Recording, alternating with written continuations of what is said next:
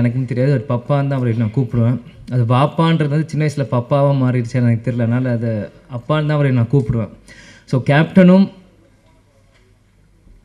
ராவுத்தர் வாப்பாவும் 2 பேரும் ஒரு மிகப்பெரிய ஒரு படத்தை உருவாக்குறதுக்கு முக்கியமான காரணமாக இருந்த செல்வமணி சாரும் இந்த நேரத்தில் நான் சொல்லிக்கிறேன். இந்த கேப்டன் பிரபாகரன் நீங்கள் பார்த்தீங்கன்னா இது கேப்டனோட 100வது படம்.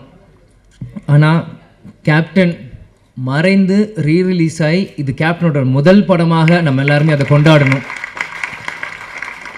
கேப்டன் நடித்தது 156 படம்.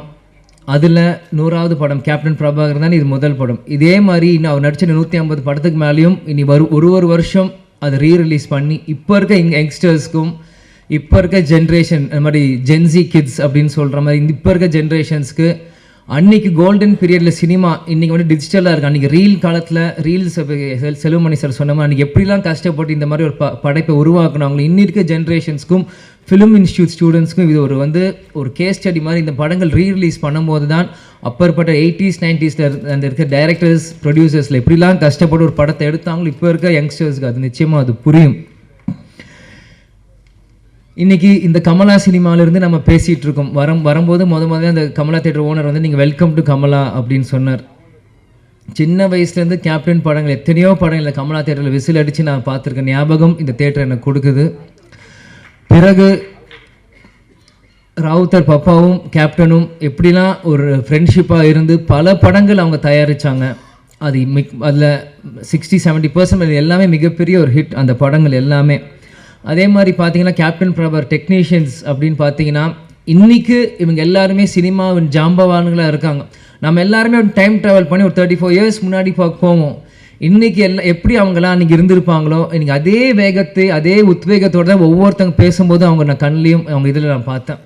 இன்றைக்கி ஏன்னா இந்த படத்தோட ஃபைட் மாஸ்டர் சுப்ரசுப்ரமணியம் சாராக இருக்கட்டும், கேமராமேன் ராஜராஜன் சாராக இருக்கட்டும், ஏன்னா எல்லாருமே எனக்கு சின்ன வயசுலேருந்து எனக்கு பரிச்சயம். இன்றைக்கி எல்லாருமே தெரியும். கேப்டன் இங்கே இருக்க ஒவ்வொருத்தரும் மேடையில் இருக்காங்க. இந்த படத்துக்காக உழைச்ச ஒவ்வொருத்தையும் கேப்டன் எப்படியெல்லாம் அவங்கள இன்றைக்கி இவங்க எல்லாருமே கேப்டனை பற்றி புகழ்ந்து பேசுகிறாங்க. ஆனால் கேப்டன் ஒவ்வொரு நாள் ஷூட்டிங் முடித்து ஒவ்வொரு ஷார்ட்ல இருந்தும் இன்றைக்கி எப்படி ஃபைட் நடந்து எங்களை எல்லாருமே கூப்பிட்டு எங்களுக்கு சொல்லுவார், அப்பா எப்படிலாம் இந்த படத்தை நாங்கள் பண்ணியிருக்கோம். ஏன்னா இன்றைக்கி மன்சூர் சார் அண்ணன் சாராக இருக்கட்டும், இன்றைக்கி செல்வமணி சாராக இருக்கட்டும், லைக்கத் அலி அண்ணன் சாராக இருக்கட்டும், எல்லாருமே இன்றைக்கி என்னென்ன பேசுகிறாங்களோ இது எல்லாமே எனக்கு தெரியும். ஏன் இதை நான் சொல்கிறேன்னா அப்பா வந்து இது ஒன்றுமே எங்கள்கிட்ட வந்து சின்ன வயசில் எங்களுக்கு வந்து ஷேர் பண்ணுவார். எல்லாமே இன்றைக்கி ஷூட்டிங்கில் என்ன நடக்குது, இன்றைக்கி எப்படி அந்த ஷார்ட் இன்றைக்கி எப்படி நடந்தது அப்படின்ட்டு. ஸோ இது எனக்கு வந்து ஒரு டைம் ட்ராவல் ஆன மாதிரி தான் எனக்கு இருக்குது. இன்றைக்கி ஒரு 30 வயசு மேலே இன்றைக்கி வந்து நான் பேசுகிறப்போ அன்றைக்கி நான் குழந்தையாக இருந்தப்போ எனக்கு என்னெல்லாம் இந்த படத்துக்கு பண்ணாங்களோ எல்லாமே எனக்கு வந்து டைம் ட்ராவல் இருக்கிற மாதிரி இன்றைக்கி இருக்குது. அன்றைக்கி இருந்த இளைஞர்கள் இன்றைக்கி ஜாம்பவான்களாக இருக்காங்க. இந்த பொறுப்பு இன்றைக்கி இருக்க இளைஞர்களுக்கு நம்ம வந்து இந்த படத்தை நம்ம தூக்கி கொண்டாடணும். இது நம்மளோட பொறுப்பு. ஏன்னா இப்படி இருக்கும்போது தான் இந்த மாதிரி பல படைப்புகள் இன்றைக்கி இருக்க யங்ஸ்டர்ஸ் பார்க்க முடியாத படங்கள் இன்றைக்கி திரும்பி வரும். இன்றைக்கி பார்த்தீங்கன்னா ஏன் இதை சொல்கிறேன்னா நம்ம டெக்னீஷியன்ஸ் நம்ம மேக்கப் மேன் ராஜாவனா இருக்கட்டும், இன்றைக்கி நம்மளோட இல்லை நம்மளோட ராஜேந்திரன் காஸ்டியூமர் அவராக இருக்கட்டும், எல்லாருமே கேப்டனை ஒவ்வொரு விதமாக ரசித்து தான் இன்றைக்கி கேப்டனாக இன்றைக்கி ஒரு 150 படம் பண்ணியிருக்காங்கன்னா இங்கே இருக்க ஒவ்வொருத்துக்குமான ஒரு எல்லா ஒரு கடமையிலும் பொறுப்பும் இருக்குது. இன்றைக்கி நீங்கள் பார்த்தீங்கன்னா இன்றைக்கி ரம்யா கிருஷ்ணன் மேடமாக இருக்கட்டும், இன்றைக்கி அந்த ஆட்டமாக தேரோட்டம் இன்றைக்கும் அவங்க நடந்து வரும்போது நாங்கள் பார்த்தேன். எனக்கு அவங்க நடந்து வரும்போதே எனக்கு அந்த பாட்டு மைண்டில் எனக்கு அடிக்க ஆரம்பிச்சிருச்சு. அந்த இளையராஜா சார் மியூசிக் அப்படின்னு அவங்க நடந்து வர மாதிரியே தான் எனக்கு அது இருந்தது. இன்றைக்கி சரத் சார் இன்றைக்கி வந்து சுப்ரீம் ஸ்டாராக இருக்கும்போது இந்த படத்தில் இருக்கும்போது நான் அப்படியே அன்றைக்கி கனெக்ட் பண்ணுறேன். அன்றைக்கி எவ்வளோ இளமையாக ஒரு மிஸ்டர் மெட்ராஸ் அப்படின்னு டைட்டில் எடுத்து அந்த படத்தை ஆரம்பிச்சிருக்கும் போது சரத் சார் இந்த படத்துக்கு எவ்வளோலாம் கஷ்டப்பட்டுருப்பார். செல்வமணி சார் சொன்ன கழுத்தில் உடஞ்சிருந்து இது ப்ராப்ளம் இருந்தது. இந்த மாதிரி பல விஷயங்கள் இவங்க பண்ணியிருக்காங்க. அதே மாதிரி மன்சூர் அலிகான் அண்ணா வந்து அவர் வந்து நான் சின்ன வயசுலேருந்து அவரோட நான் எந்த ஷூட்டிங் போனாலும் என்னை தூக்கி வச்சு விளையாடுவார், கொண்டு வர கேப்டன் ஷூட்டிங் முடிச்சோடனே சண்டை போடுவார். அவருக்கு தெரிஞ்ச விளையாட்டு எல்லாமே ஃபைட்டு தான். அதுக்கு பிறகு ஒரு சண்டே அப்படின்னா ஒரு மன்சூர் அலிகான் அவரோட தான். ஏன் இதை நான் சொல்கிறேன்னா, ஷூட்டிங் தாயகம் அப்படின்னு ஒரு படத்தில் போகிறப்போ மூக்கு இவ்வளோ பெரிய மூக்கு இப்படி வச்சுட்டு குன்னு மணாலியில் பின்னாடி வந்து பயமுறுத்துறது, எங்களை தூக்கிட்டு போகிறது, அவங்களோட டாட்டர்ஸ் ரூபியாக இருக்கட்டும், இந்த மாதிரி எத்தனையோ பேர் அவங்களோட சின்ன வயசில் நாங்கள் பழகியிருக்கோம். அவன் கேப்டன் பிரபாகர் அப்படின்னு பண்ணும்போது என்றைக்கு கேப்டன் அவரை உருவாக்குனாரோ, கேப்டன் மறைந்த அந்த டிசம்பர் 28 கேப்டன் காலடியிலே கடைசி வரைக்கும் இருந்து கேப்டன் இருந்து சேர்ந்த ஒரு நல்ல உள்ளம்தான் மன்சூர் அவர்கள். இந்த மாதிரி இது வந்து எனக்கு வந்து இது வந்து ஒரு படத்துக்காக நான் வந்து பேசுகிறனோ இல்லை இவங்க டெக்னீஷியன்ஸ் அவங்களுக்கு முன்னாடி பேசுகிறோம் எனக்கு இல்லை. இவங்க எல்லாருமே எனக்கு ஒரு ஃபேமிலி மாதிரி தான் எனக்கு தெரியுறாங்க. ஏன்னா செல்வமணி சார் அவர் சொன்ன மாதிரி அவர் எப்பயுமே அவர் காரில் வருவார், அவர் வீட்டுக்கு போவார், ஹாய் சொல்லுவார், ஹலோ அங்கிள் நாங்கள் சொல்லுவோம், நாங்கள் விளையாடிட்டு இருப்போம். சிவா சாராக இருக்கட்டும், இன்னைக்கு யாராக இருக்கட்டும், நாங்கள் சின்ன வயசுலேருந்து அவங்கள சுற்றி தான் நாங்கள் வளர்ந்துருக்கோம். இன்றைக்கி அடுத்த ஒரு தலைமுறை வரும்போது என்னை முன்னிலைப்படுத்தி என்னை கொண்டு வரும்போது உண்மையிலே எனக்கு ரொம்ப ஒரு கௌரவமான ஒரு பெருமையான விஷயமா இதை நான் பார்க்குறேன். நிச்சயமாக ஏன்னா நான் எப்பவுமே அப்பா கிட்ட கேட்பேன், எனக்கு எதுக்கு விஜய் பிரபாகரன் பேர் வச்சிங்க, அவனுக்கு சண்முக பாண்டியன் வச்சு. ஏன்னா ஸ்கூலில் எல்லாருமே கேட்பாங்க. இப்போ இருக்கும்போது ஸ்கூலில் படிக்கும்போது what is your father sir name last நேம்ன்றபோது விஜய் பிரபாகர் அப்படின்னு நான் சொல்லுவேன். விஜய் காந்த் எதுக்கு உங்களுக்கு காந்த்னு வைக்கல பிரபாகர்னு வச்சிங்க அப்படின்னு எல்லாரும் கேட்பாங்க. அப்போ நான் சின்ன பையனும் அப்பாட்ட போய் கேட்டேன், எதுக்குப்பா எனக்கு விஜய் பிரபாகரன் பேர் வச்சிங்க அப்படின்னு சொல்லும்போது, இந்த படத்தோட 100வது படம் எடுக்கிறப்போ நீ பிறந்த பிறகு இலங்கை விடுதலை புலி பிரபாகர் அவர் நினைவாக உனக்கு நான் இந்த பேரை வச்சேன் அப்படின்னாரு. ஆனால் இந்த பேர் உனக்கு இப்போ வச்சது உனக்கு புரியாது, நான் நாளைக்கு இல்லைனாலும் இந்த பேர் உன்னை பேர் சொல்லி உன்னை உயர்த்தும் அப்படின்னாரு. எனக்கு சின்ன வயசாக இருக்கும்போது அது எனக்கு பெருசாக எனக்கு புரியல. ஆனால் இன்னைக்கு இந்த படத்துக்கு வந்து இந்த ஆடியோ லான்ச் முன்னாடி உங்கள்கிட்ட பேசும்போது தான் இந்த செகண்ட் தான் எனக்கு 100% அது வந்து நான் உணர்றேன். ஏன்னா இந்த இப்போ இருக்க ப்ரொடியூசர் நம்ம கார்த்திக் டிஸ்ட்ரிபியூட்டர் வந்து போன வாரம் கட்சி ஆஃபீஸில் என்னை வந்து சந்திச்சு இந்த மாதிரி நீங்கள் கண்டிப்பாக இந்த படத்துக்கு நீங்கள் வரணும் ஆடியோ லான்ச்சுன்றப்போ அன்றைக்கி செல்வமணி சாரும் கூப்பிட்ருக்காங்க அப்படின்னு எனக்கு வந்து மறுப்பு சொல்ல முடியல. ஏன்னா என்றைக்குமே நான் நோ சொல்ல மாட்டேன். அன்பால் கூப்பிட்டாங்க எங்கே இருந்தாலும் நான் ஓடி வந்துடுவேன். அன்றைக்கி வந்து கண்டிப்பாக வரணும் அப்படின்னு சொல்லியிருந்தாலும் செல்வமணி சாரே சொல்கிறாரு, படத்தோட டைரக்டர் இவர் சொல்லும் போது நம்ம எப்படி பண்ணுறப்போ, ஆனால் உள்ளம் தேடி இல்லம் நாடி அப்படின்னு சுற்றுப்பயணமும் அன்றைக்கி நம்ம தொடங்க ஆரம்பிச்சிட்டோம்.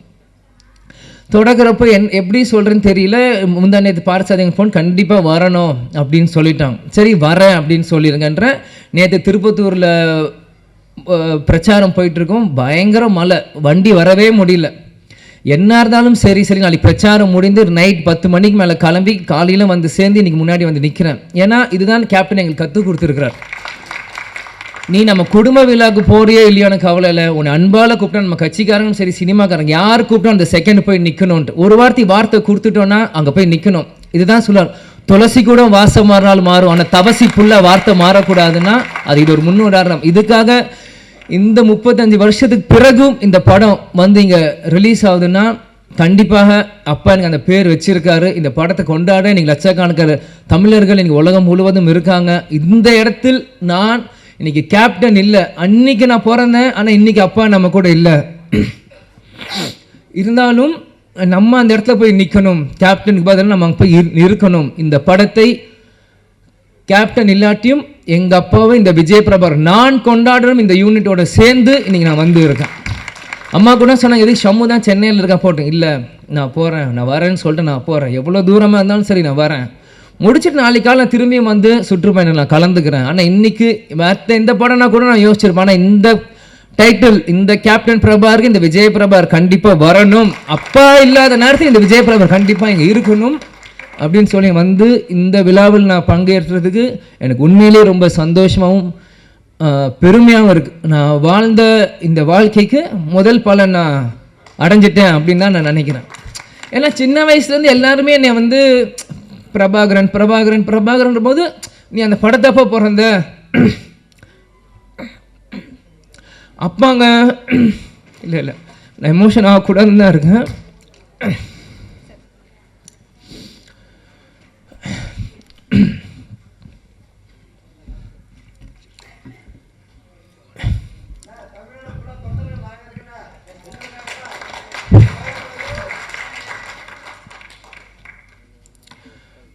கேப்டன் எங்கேயும் போல நம்மளோட தான் இருக்கார். இவ்வளோ நேரம் நம்ம எல்லாரும் பேசினாங்களே, இதுதான் கேப்டன்.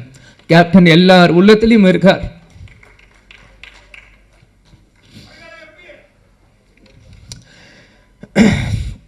அதெல்லாம் எனக்கு முக்கியம் இல்லை. கடைசி வரைக்கும் நம்ம விஜயகாந்த் பையன்றது எனக்கு தெரியும்.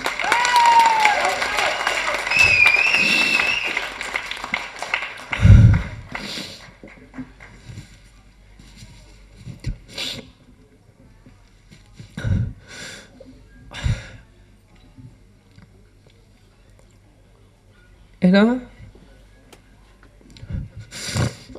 சிங்கம்புலி என்ன சொன்ன மாதிரி தான் தமிழ்நாடு ஒரு நல்ல தலைவரை இழந்தது.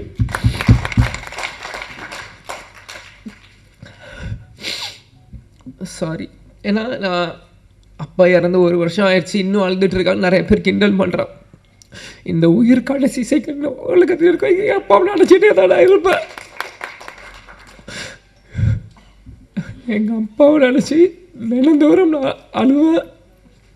அது எந்த அசிங்கமும் இல்லை, எந்த கோலத்தனமும் இல்லை. ஏன்னா நான் தோல்வியை நினச்ச அழுகலை, என்னை சூழ்ச்சியில் தோக்கடிக்கணும்னு அழுகலை. எங்கள் அப்பாவை நினச்சி எங்கள் அப்பாவை மிஸ் பண்ணுறேன், நான் அழுவேன். அதுக்கு எந்த இதுவும் இல்லை. நிச்சயம் கேப்டனோட பிளெஸ்ஸிங் இந்த படத்துக்கு இருக்கும். அங்கே இருக்க ஒவ்வொரு ஃபோட்டோவும் என்னோடய ஸ்கூல் புக்கில் நான் படிக்கும்போது எங்கள் அப்பாவோட ஃபோட்டோ ஒவ்வொருத்தையும் எங்களோட ஒரு நோட்லேயும் எங்கள் அப்பாவோட ஸ்டிக்கர், இந்த படங்கள் நான் வரும்போது இது எல்லாமே நான் பார்த்தேன். கேப்டன் அந்த ட்ரெயின் ஃபைட்டில் அந்த குதிரையில் வந்து அந்த ரெட் கோட்டில் போட்டு சண்டை போடுறதா இருக்கட்டும், குதிரையில் வரதா இருக்கட்டும், ஒன்றும் என்னோட எல்லா 150 படங்கள் நீங்கள் இன்னைக்கு கூட நீங்கள் எந்த படம் ஒரு செகண்ட் இந்த ஒரு சின்ன சீன் காமிச்சிங்கன்னா கூட இது கேப்டனோட எந்த படம் நான் சொல்ல முடியும். ஏன்னா சின்ன வயசுலேருந்து எங்கள் அப்பாவை ரசித்து ரசித்து ரசித்து ரசித்து எனக்குள்ளே ஏற்றிக்கிட்டு இந்த இடத்துல நான் நிற்கிறேன்னா கேப்டன் எங்கேயும் இல்லை, நம்ம கூட தான் இருக்கார். கேப்டன் ஒரு மிக சிறந்த தலைவர். அவரோட கொள்கைகளையும் லட்சியத்தையும் வெல்வதற்காக தான் இந்த விஜய் பிரபாகர் இங்கே நான் நிற்கிறேன், எனக்காக இங்கே இல்லை. நிச்சயம் இந்த படம் 100 நாட்கள் மேலே ஓடணும். அதுக்கு அந்த சப்போர்ட் மீடியா பர்சன்ஸும் சரி, தொண்டர்களும் சரி, ரசிகர்களும் சரி, இப்போ இருக்க ஜென்ரேஷன்ஸ் எல்லாருமே இந்த சப்போர்ட் நீங்கள் பண்ணணும்னு நான் கேட்டுக்கிறேன். அதனால் எல்லாருக்கும் நன்றி. சாரி, நான் அழுதுருக்கூட சொன்னேன், அழுது மன்னிச்சிக்கோங்க. அதே மாதிரி இவ்வளோ நேரம் மீடியா பர்சன்ஸ் இருந்தீங்க, 11 ஆச்சு. உங்களுக்கும் எல்லாத்தையும் என் நன்றியை நான் தெரிவித்துக் கொள்கிறேன். குழுக்கும் நன்றி. நன்றி, வணக்கம். Thank you. Thank you so much sir. வாழ்த்துக்கள். நன்றியுரை வழங்குவதற்காக ராவுத்தர் ஃபிலிம்ஸ் தயாரிப்பாளர் திரு அபுபக்கர் அவர்களை அன்புடன் அழைக்கிறோம்.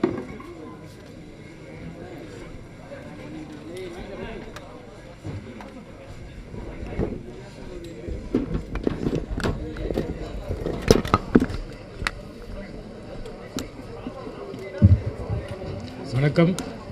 நான் நன்றி உரையை சுருக்கமாக சொல்லிக்கிறேன். இந்த படம் ரிலீஸ் ஆகி 35 வருஷம் ஆயிடுச்சு. ஆனால் இன்றைக்கும் இந்த படத்துக்கு இப்படி ஒரு வரவேற்பு கிடைக்குதுங்கிறதுல நான் ரொம்ப பெருமைப்பட்டுக்கிறேன். இந்த படம் நான் பிறக்கிறதுக்கு முன்னாடி ரிலீஸ் ஆன படம். பட்